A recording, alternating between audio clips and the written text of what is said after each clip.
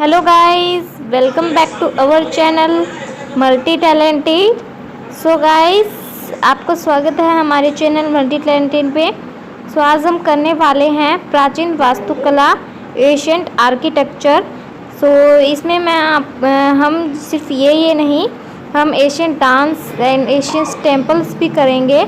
सो आप जो है इस वीडियो को एंड तक देखिएगा, बहुत ज़्यादा इंटरेस्टिंग वीडियो होने वाला है ये। एंड आपको जो इस वीडियो में बहुत सारी नॉलेज मिलने वाली है। सो बीच में स्किप मत कीजिएगा एंड वीडियो को एंड तक देखिएगा and like share and subscribe ज़रूर कीजिएगा हमारे चैनल को। सो मिलते हैं। सो गाइस, चलिए करते हैं स्टार्ट हमारे वीडियो को। Let's get started. So guys, starting में आपके सामने ये चीज़ें हैं। प्राचीन समय में मुख्य रूप से 3 प्रकार के मंदिर हुआ करते थे। तो फर्स्ट है नागर शैली के मंदिर, सेकंड है द्रविड़ शैली के मंदिर, और सेकंड है द्रविड़ शैली के, और थर्ड है वसरा शैली के मंदिर। सो हम लाइन वाइज तीनों मंदिरों के बारे में जो है इंफॉर्मेशन प्राप्त करेंगे। चलिए लेट्स गेट स्टार्टेड। ये है नागर शैली के मंदिर।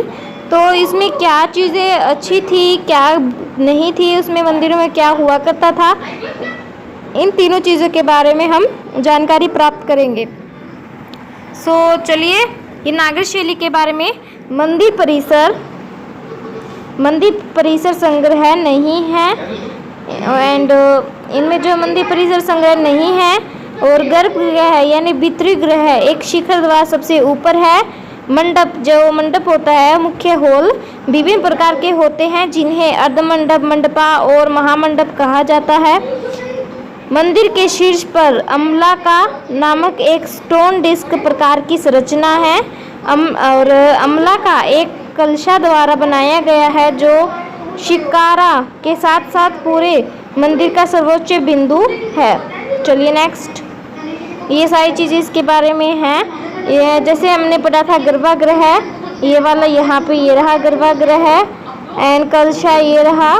ठीक है, चलिए नेक्स्ट है नागर मंदिरों के मुख्य रूप से 3 भागों में विभाजित किया गया है। रेखा प्रसाद शिखर, समसाना शिखर और विल्भी शिखर। ठीक है, ये 3 चीज़ें इसमें जो है सम्मिलित की गई हैं। सो चलिए नेक्स्ट, इसका एग्जाम्पल है आपके सामने कुछ इस प्रकार। खजुराहो के कंदारिया महादेव मंदिर। ठीक है, नागर शैली के मंदिर है। खजुराहो के कंदारिया महादेव मंदिर चंदेला शासकों द्वारा निर्मित था। मोंडेरा के में सूर्य मंदिर जो कि गुजरात में है, सोलकी शासकों द्वारा निर्मित था। कोणार्क में सूर्य मंदिर पूर्वी गंगा वंश के नरसिम्हा प्रथम द्वारा निर्मित, और पुरी में जगन्नाथ मंदिर पूर्वी गंगा वंश के शासकों द्वारा निर्मित था। चलिए, ये जो मैंने आपको केदारनाथ मंदिर, सन टेम्पल, कोणार्क मंदिर बताया था, ये सारे जगन्नाथपुरी मंदिर, ये सारे यहाँ पे यह मंदिर है। चलिए, ये नेक्स्ट है द्रविड़ शैली। द्रविड़ शैली में ये नेक्स्ट है द्रविड़ शैली। द्रविड़ शैली मंदिर एक निश्चित दीवारों से घिरे हैं। प्रवेश द्वार जिसे गोपुरम कहा जाता है सामने की दीवार में केंद्र में है। और जो गर्भगृह है उसको चौकोर आकार का है, जो कि पिरामिड के ऊपर स्थित है, जिसे विमना कहता जाता है। ठीक है, दक्षिण भारत में शिखर जो एक अष्टकोणीय कोपाल है, उत्तर भारत के कलश के बराबर है, और मंदिर के संग्रह ढांचे के भीतर ताजे पानी का एक मंदिर टैंक है। ठीक है, चलिए नेक्स्ट, ये सारी चीज़ें वहाँ पे ये लोकेशंस आपको दिखाई गई है द्रविड़ मंदिर के। ये जैसे वाटर टैंक है, ये इसे कहा जाता है गोपुरम, इसे कहा जाता है यहाँ पे। और यहाँ पे ये सारी चीज़ें इनर कैडेट सारी चीज़ें यहाँ पे हैं। और यहाँ पे इसके एग्जाम्पल्स हैं, जैसे बृहदेश्वर मंदिर तंजौर जो है राजा राजेश्वर चोल ने बनवाया था। शोर मंदिर जो है द्रविड़ शैली के मंदिरों में ही आता है। ये सारे मंदिर जो एग्जाम्पल्स में दे रखे हैं महाबलीपुरम में है। और नरसिम्हा वर्मन द्वितीय ने पल्लव राजों की इन्होंने बनवाया था मीनाक्षी मंदिर। सुंदरेश्वर मंदिर जो कि मदुरई में है, नायक शासक ने बनवाया था। कैलाशनाथ मंदिर कांचीपुरम नरसिम्हावर्मन द्वितीय पल्लव राजा ने बनवाया था। ये है जैसे कि बृहदेश्वर मंदिर, इनके एग्जाम्पल इन सभी के। ठीक है, चलिए इसके बाद में विचरा शैली, यहाँ के मंदिर है। मंदिरों का निर्माण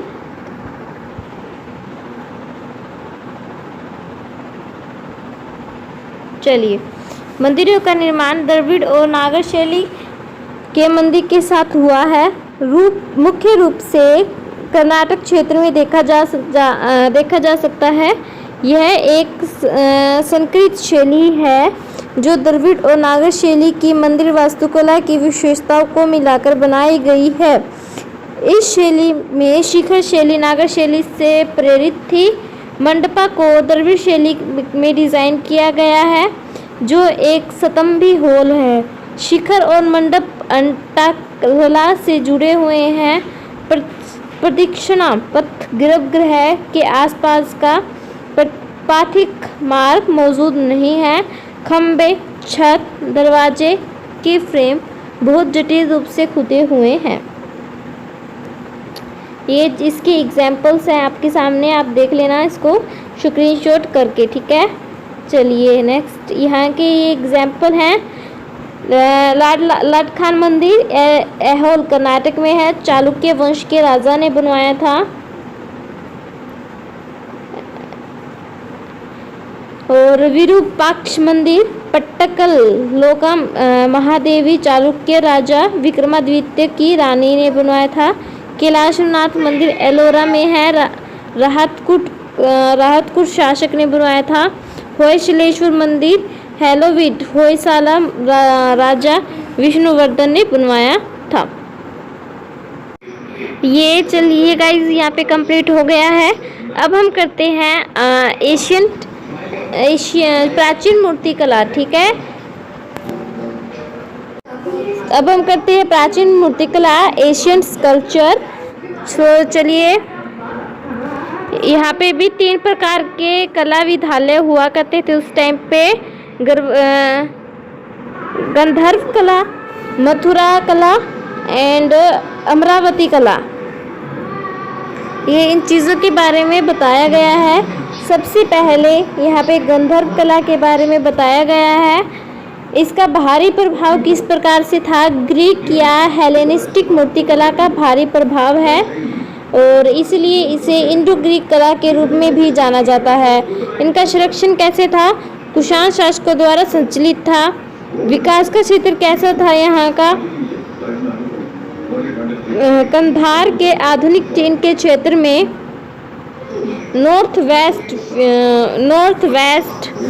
फ्रंटियर में विकसित किया गया।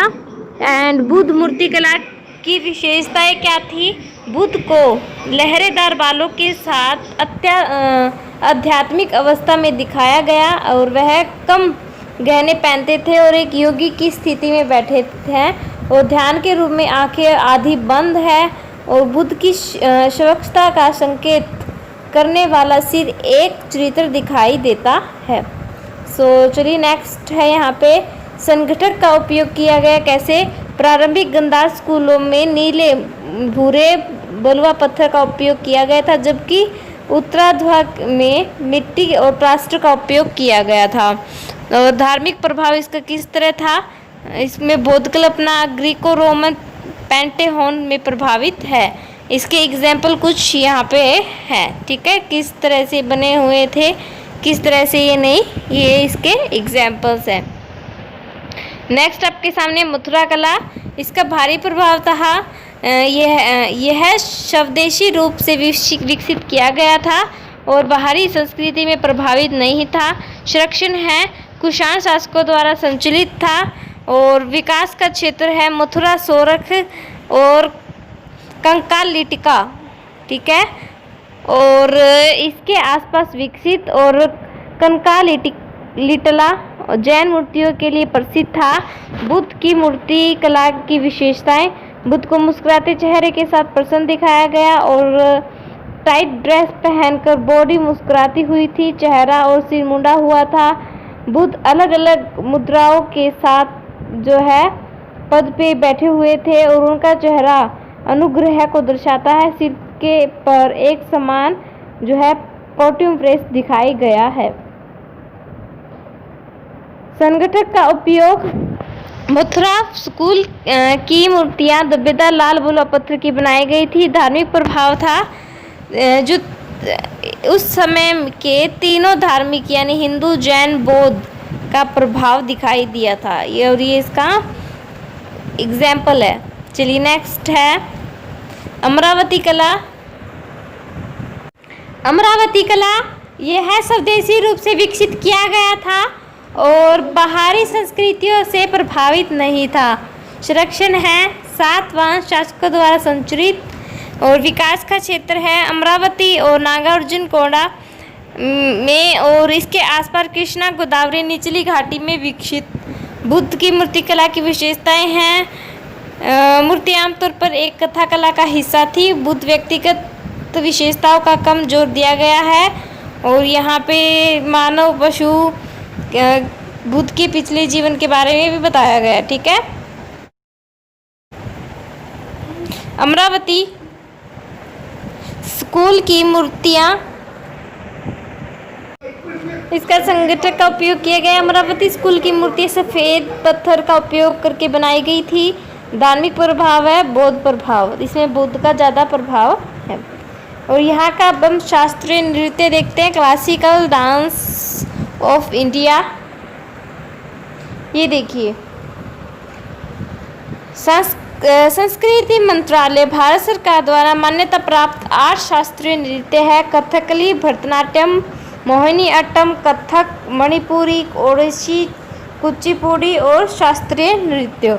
फिर से कथकली, भरतनाट्यम, कथक, मोहिनी अट्टम, मणिपुरी, ओडिसी, कुचिपुड़ी और शास्त्रीय नृत्य। ये जो है भारत सरकार द्वारा मान्यता प्राप्त 8 शास्त्रीय नृत्य है।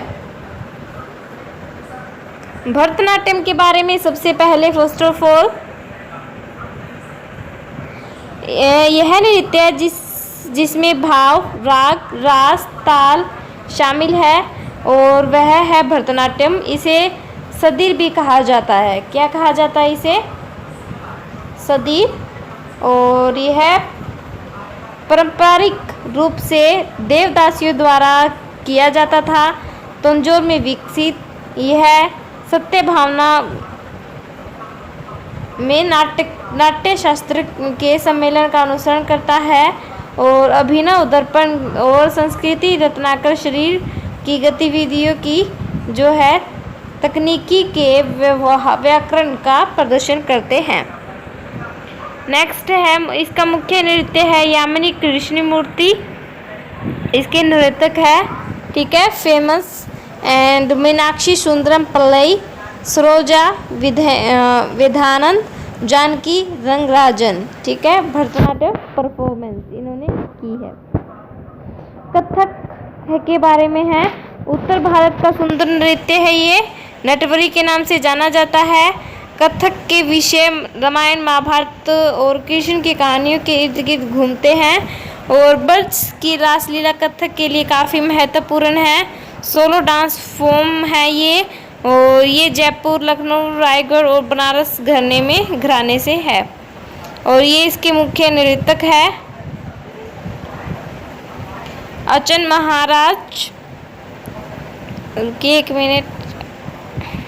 अचन महाराज, शंभू महाराज, गोपी किशन, पंडित बिरजू महाराज और सीता देवी। ठीक है, और ये कथक की परफॉर्मेंस कुछ इमेज में दिखाई गई है, इस प्रकार से होती है। ठीक है।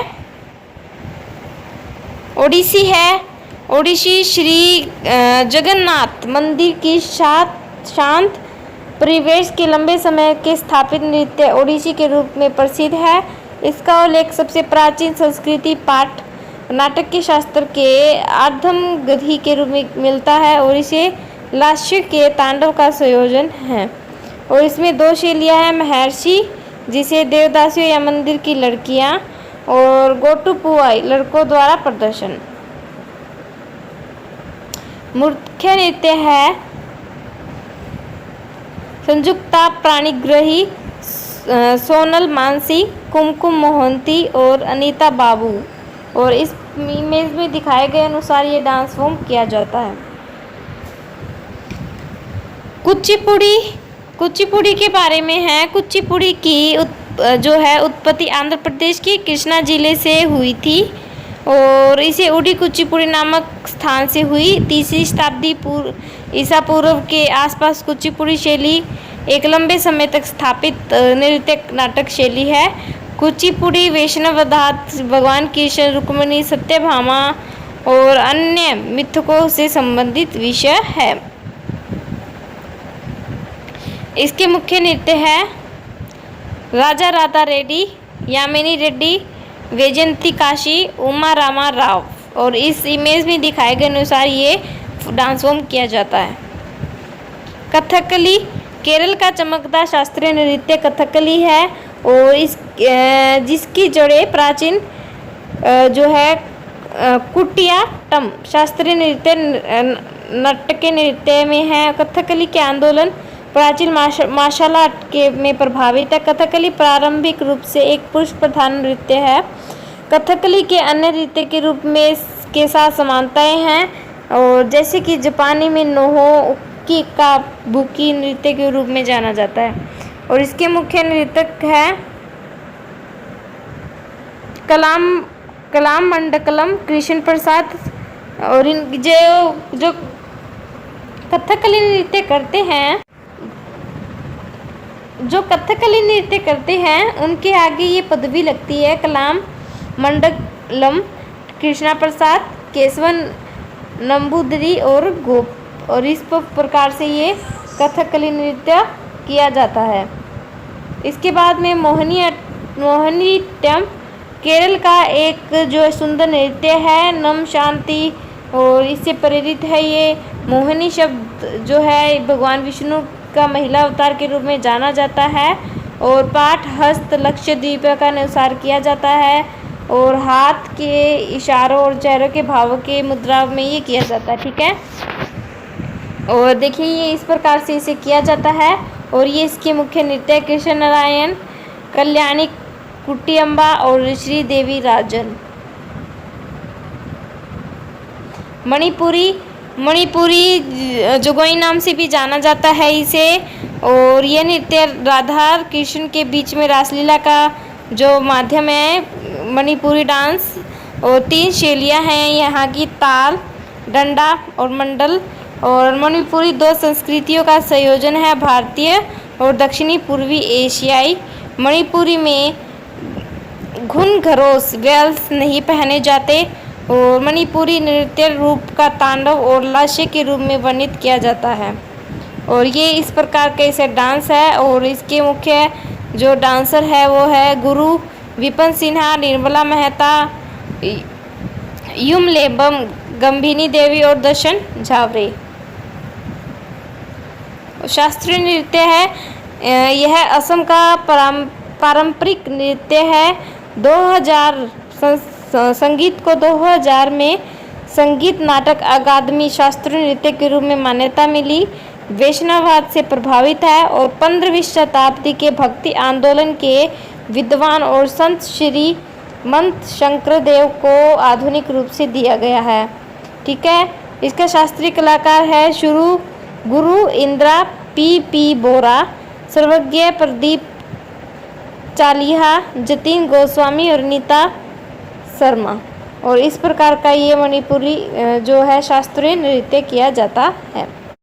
सो गाइस, आपका जो है सेशन यहीं पर एंड होता है। मैंने आपको जो है एशियन हिस्ट्री आपको कंप्लीट करवा दिए हैं, वहाँ के डांस, वहाँ की जो है मूर्तिकलाएँ, प्राचीन वास्तुकला सारी मैंने आपको कंप्लीट करवा दिए हैं। आप इस वीडियो को एंड तक देखिएगा। आपको एक बार बोरिंग ज़रूर लगेगा, लेकिन ये एग्ज़ाम में बहुत बार पूछा जाता है। एंड सो गाइस, चलिए हम हमारे सेशन को यहीं पे एंड करते हैं। एंड ज़्यादा लंबा वीडियो भी नहीं है, 20 मिनट का समथिंग है कुछ। सो चलिए हम वीडियो को एंड करते हैं, मिलते हैं नेक्स्ट वीडियो में। तो तब तक आप हमारी वीडियो को लाइक एंड शेयर कर दीजिएगा, चैनल को सब्सक्राइब कर दीजिएगा एंड बेल आइकन को प्रेस कर दीजिएगा। एंड मिलते हैं गाइज नेक्स्ट वीडियो में। So thank you for watching this video.